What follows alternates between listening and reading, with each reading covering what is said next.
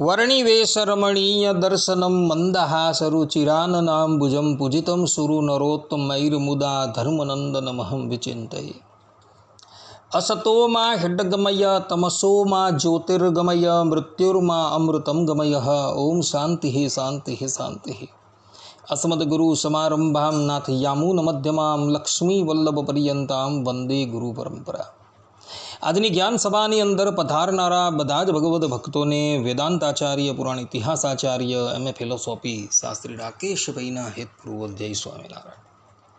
ભક્તો, આજની આ જ્ઞાન સભાની અંદર આપણે બધા પુરુષે લલાટ, હૃદય અને બે હાથ પર ઉર્ધ્વપુંડ્ર તિલક કેમ કરવું આ વિષય પર થોડી વાત શ્રવણ કરશું। તો બધા જ શ્રોતાગણો આ પ્રવચન એકાગ્ર મને કરીને શ્રવણ કરે।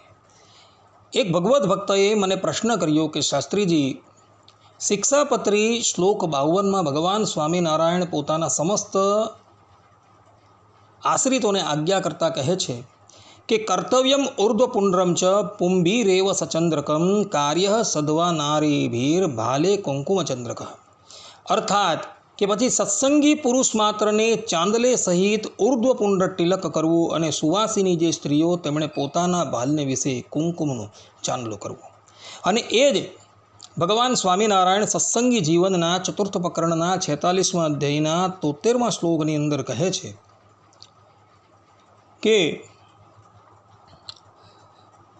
ઉર્ધ્વપુંડ્ર કેવલ અસચ્છદ્રને બાદ કરતા ચારેય વર્ણના પુરુષોએ શરીરના 4 સ્થાનોમાં ભગવાનનું ધ્યાન કરતા થકા કરવું।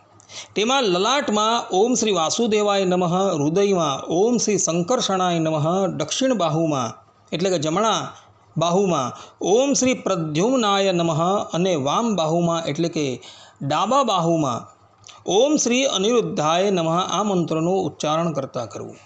આ પ્રમાણે ભગવાન સ્વામિનારાયણે લલાટ આદિ 4 સ્થાનોમાં ઉર્ધ્વપુંડ્ર તિલક કરવાનું કહ્યું છે। તો આનો ભાવ શું છે? અર્થાત કે કયા ભાવથી, કયા ઉદ્દેશ્યથી આ 4 સ્થાનો પર 4 તિલક કરવામાં આવે છે? આ પ્રમાણે જ્યારે એ ભગવદ્ ભક્તએ મને પૂછ્યું ત્યારે અમે એને કહ્યું કે શાસ્ત્રોની અંદર એક વચન જોવા મળે છે। એ વચન એ છે કે શરીર રક્ષકાહ સર્વે ધ્યાયીના તાપ શાંતયે। અર્થાત કે શરીરની રક્ષા અને ધ્યાન કરનારાઓના તાપની શાંતિ એ જ આ ઉર્ધ્વપુંડ્ર તિલક કરવાનો ઉદ્દેશ્ય છે।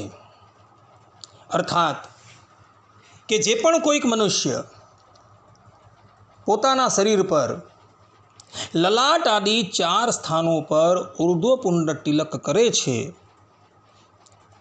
એના શરીરની રક્ષા સાક્ષાત પરબ્રહ્મ પરમાત્મા કરે છે અને એ ધ્યાન કરનારાના બધા જ તાપો, બધા જ દુઃખો શાંત થઈ જાય છે। આ ઉદ્દેશ્યથી શરીરના 4 સ્થાનો પર ઉર્ધ્વપુંડ્ર તિલક કરવામાં આવે છે। માટે બધા જ ભગવદ્ ભક્તો અને એમાં પણ જે પુરુષ વર્ગ છે જેને ઉર્ધ્વપુંડ્ર તિલક કરવાની ભગવાન સ્વામિનારાયણે આજ્ઞા આપી છે, એઓએ પોતાના શરીરના 4 સ્થાન પર આ 4 ઉર્ધ્વપુંડ્ર તિલક કરવાના છે।